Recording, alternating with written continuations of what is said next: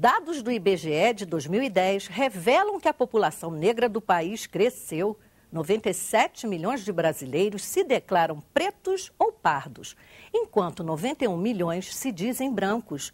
Pela primeira vez na história do censo, as pessoas que se declararam brancas correspondem a menos da metade da população. Apesar do número de negros e pardos ser superior ao dos brancos, o racismo se cristalizou na sociedade brasileira de tal forma que a maioria da população, que é de negros, ainda não tem a garantia de espaços em vários setores do país. Em muitas situações, eles são desqualificados por força do preconceito. Desigualdade racial. Este é o tema do programa Inclusão, que começa agora. Relatório da ONU mostra que o país ainda está longe de tratar todos os cidadãos de forma igualitária. Embora a população negra, ao longo dos anos, tenha obtido mais acesso à educação, saúde e emprego, as disparidades em relação aos brancos são evidentes. No mercado de trabalho, por exemplo, os rendimentos médios da população negra são menores. A realidade é ainda mais crítica e cruel entre as mulheres. Elas são discriminadas duplamente no mercado de trabalho. Primeiro por serem mulheres e depois por serem negras. A diferença de cor revela a histórica e permanente discriminação dos cidadãos que têm na pele elementos que o diferenciam do resto da população. A taxa de desemprego dos negros, por exemplo, é bem mais elevada do que a dos não negros. Mesmo com um nível de escolaridade igual, eles ganham menos. Esses setores da economia preferem contratar pessoas que não são negras, né? E quando as pessoas negras conseguem um avanço, conseguem romper com esse ciclo da discriminação e conseguem, então, o posto no mercado de trabalho, aí começa uma outra via crucis, que é a ascensão dentro da empresa. Então já há um problema para ingressar na empresa e quando conseguem ingressar, surge um outro problema, que é a ascensão funcional dentro da empresa.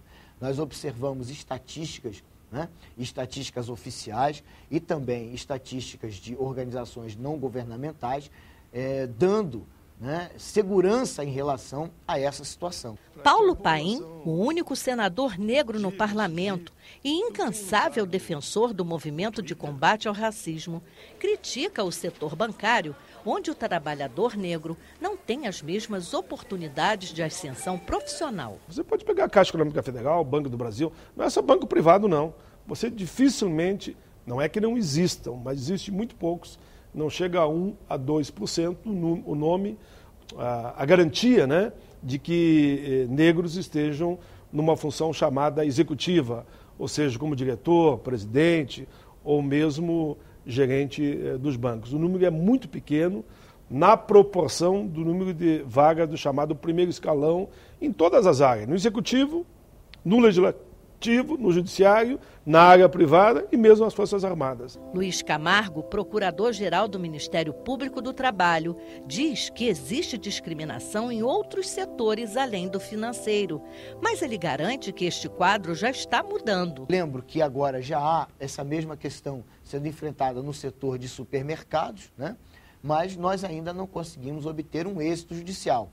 Porém, de forma até interessante de se ressaltar, quando nós não conseguimos um avanço, né, por conta do enfrentamento judicial, houve uma sensibilização maior por parte dos bancos, que já concordam em discutir, mesmo não admitindo que há a discriminação, mas já concordam em discutir uma melhor forma, né, de definir as contratações das pessoas nesse setor financeiro. Segundo o procurador, o Ministério Público do Trabalho tem combatido com rigor a prática de racismo em todos os postos de trabalho. O Ministério Público do Trabalho tem uma área de atuação muito extensa quando se trata de defender os direitos sociais, quando se trata de defender a dignidade da pessoa humana. O Ministério Público é responsável pela guarda do ordenamento jurídico, né, pela defesa dos direitos sociais e também dos direitos individuais indisponíveis. Então, cabe a nós garantir o respeito à legislação. Cabe a nós garantir que esses dispositivos que estão na Constituição da República, esses dispositivos que estão também na legislação infraconstitucional, sejam respeitados. O senador Paulo Paim criou um projeto que vai gerar mais emprego no país, principalmente para os jovens negros. Nós pretendemos, na discussão que estamos fazendo, na aplicação de políticas chamadas profissionalizantes, garantir também um percentual para que os negros possam ocupar esse espaço. Eu mesmo sou o autor aqui do Fundep, que é um fundo de investimento no ensino técnico profissionalizante, que uma vez aprovado vai gerar em torno de 9 bilhões de reais para a formação técnica da nossa juventude. As desigualdades por cor e por gênero persistem. As mulheres negras são as que têm maiores dificuldades de inserção no mercado de trabalho. Elas ganham menos e trabalham mais do que os homens. Os homens, normalmente, oferem maiores salários do que as mulheres. E, em regra, trabalhando nas mesmas condições, cumprindo as mesmas funções. Às vezes, as mulheres têm até uma qualificação profissional melhor, né? Mais completa, e ainda assim oferem salários menores. Para Luiz Camargo, a concentração de renda do país é responsável pelas distorções no mercado de trabalho. O Brasil tem uma situação de concentração de renda que é divulgada no mundo afora. É um dos países onde a concentração de riqueza talvez seja a mais cruel. Nós temos a maior parte da renda concentrada nas mãos de uma parcela pequena da população brasileira. Uma escritora carioca que veio para Brasília nos anos 90, estudou, se formou em artes cênicas e criou em seguida o grupo teatral Cabeça Feita, formado só por atores negros. Eles buscam alternativas para a inclusão dos afrodescendentes no mercado cultural. Dona de um currículo invejável, Cristiane Sobral, a idealizadora do grupo, é especialista em docência do ensino superior, mestrando em arte, bacharel em interpretação pela Universidade de Brasília, professora de teatro da Faculdade Dulcina de Moraes, diretora de teatro e atriz. Se a raiz é agressiva, escova progressiva. Se a raiz é agressiva, escova progressiva. Se a raiz é agressiva, escova progressiva. Se a raiz é agressiva, escova progressiva. Eu tenho medo do formal. Formal, formal. Eu tenho medo do formal. Formal. Eu sou a primeira atriz negra formada na Universidade de Brasília. É um título histórico, né? Porque na altura não havia ainda sistema de cotas e não havia nenhuma outra negra a concluir esse título acadêmico, né? Que foi inclusive o meu trabalho de conclusão da graduação, abordou a pouca participação dos negros na história do teatro brasileiro. Naquele dia, meu pichain elétrico gritava alto, provocava sem alisar ninguém. Meu cabelo estava cheio de si. Naquele dia, preparei a carapinha para enfrentar a monotonia da paisagem da estrada. Soltei os grampos e segui, de cara pro vento, bem desaforada. Pura filosofia. Meu cabelo escuro, crespo, alto e grave. Quase um caso de polícia em meio à parmeceira da cidade. Pichain elétrico. Cristiane Sobral diz que viver de arte no Brasil é uma escolha difícil. E quando o artista é negro, é quase impossível entrar no mercado cultural. E quando vai fazer uma escolha de elenco, por exemplo, que papéis eu iria representar? A Julieta de Shakespeare não foi escrita por uma atriz negra, né? E tantos outros papéis que a gente tem da dramaturgia universal. Se a gente for lembrar de novelas, a gente vai ver que personagens negras aparecem nas novelas das 6. Em sua maioria, novelas que abordam o período da escravidão. Bom, já que a gente é cabeça feita, a gente começou a pensar na nossa cabeça. E cabeça tem a ver com cabelo. Conversando sobre cabelo, a gente começou a pensar o que a gente podia fazer com o nosso cabelo, além do que a indústria cosmética diz que a mulher negra tem que fazer com o cabelo, que na maioria das vezes é alisar. E a gente começou também a considerar as propostas estéticas que nos são apresentadas. Não há um salão de cabeleireiro que não me ofereça uma proposta de escova progressiva. Não estou interessada. Eu tenho medo do formol. E daí surgiu a proposta de fazer um funk cabeça, que na verdade é uma proposta dialética discutindo um funk. E daí surgiu o funk da escova progressiva, que é uma brincadeira dialética com funk. A atriz lembra aos autores de teatro, cinema e TV que existem artistas negros talentosos e preparados para interpretar bons papéis. Nós também podemos representar a sociedade que nós queremos ver e, com isso, começar a construir novos modelos de realidade, né? É nessa construção que eu acredito. Então, é um recado que eu deixo também para os criadores. Não é porque a sociedade é desigual que nós vamos apenas representar a desigualdade. Acredito que, como educadora, que também sou, e como criadora e artista, nós temos que representar novos modelos, né? Construir novos modelos de representação. Ainda aquela solidão. O aperto gigante incontrolável acelera o coração. Uma lágrima negra fugitiva embaça os contornos da realidade. Ainda a mesma ansiedade, a mesma asfixia, os mesmos impulsos destrutivos e incontroláveis. Quem enxergará meu sofrimento escuro? Onde estão meus irmãos? Ela ressalta que os brasileiros ainda não conseguiram se livrar do preconceito racial. Fui fazer um teste e um diretor disse: não quero você não, que eu quero uma negra com uma bunda maior. Isso foi uma coisa que me marcou e são coisas que eu espero não ouvir, né? E a segunda coisa foi quando um aluno também me disse: não quero você, não era criança, era adulto.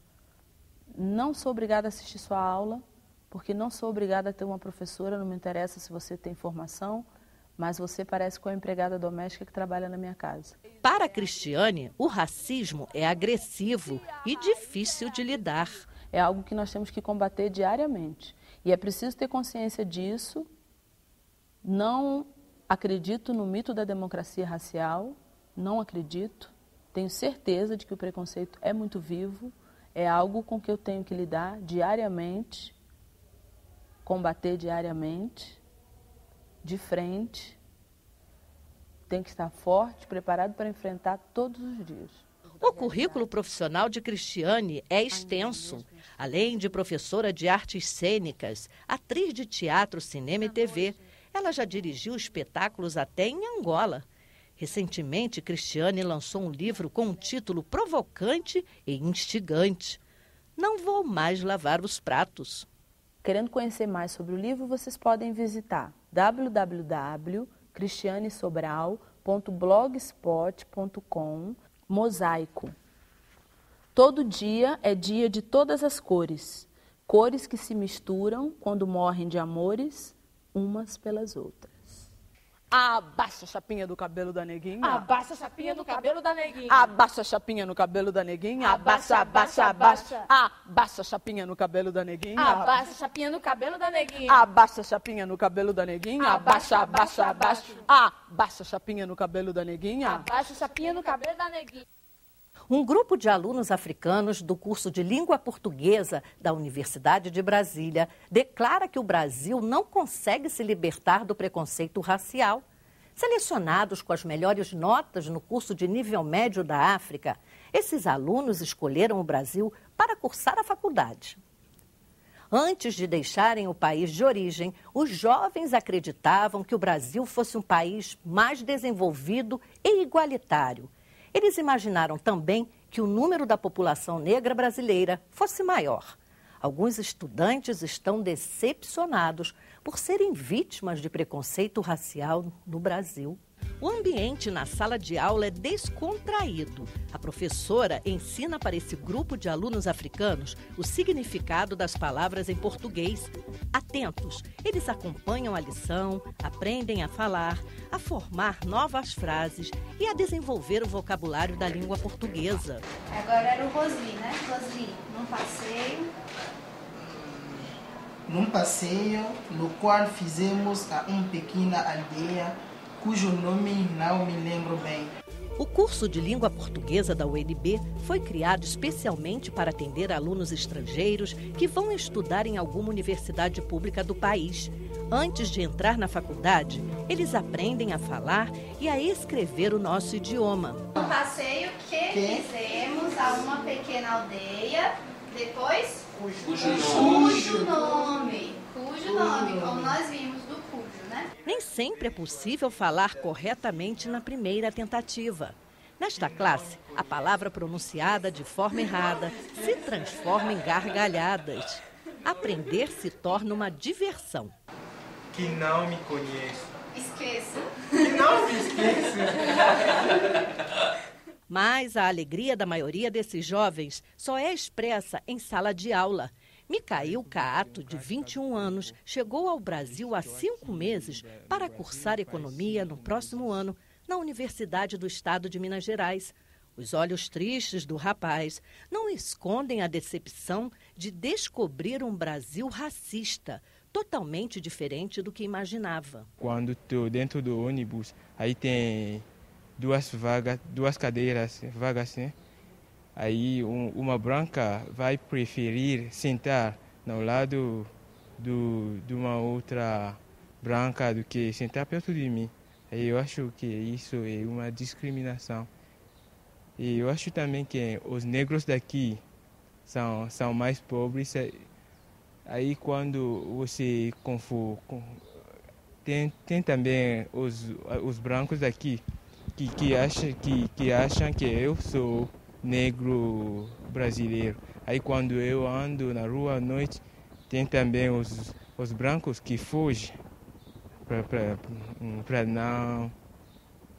não sei se ele acha que eles vão ser assaltados. Como é que você se sente diante desse preconceito? Eu me arrependo porque eu não sabia que vai ser assim, porque eu já morei em muitos países, como na França também, mas não tem esse tipo de discriminação como aqui.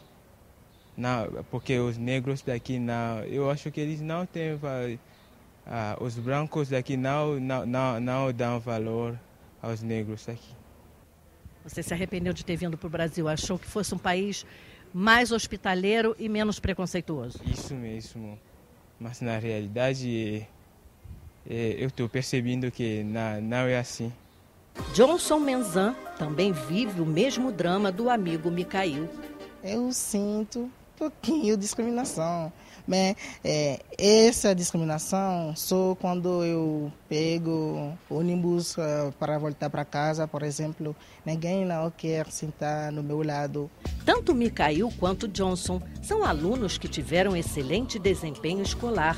Foram os melhores do ensino médio do país de origem. Ambos poderiam cursar uma universidade pública em qualquer lugar do mundo.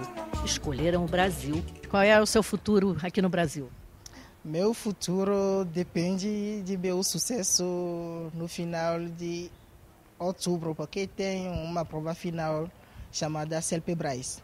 Quando eu passar nessa prova, eu irei para Minas Gerais para estudar. Eu vou fazer engenharia hidráulica.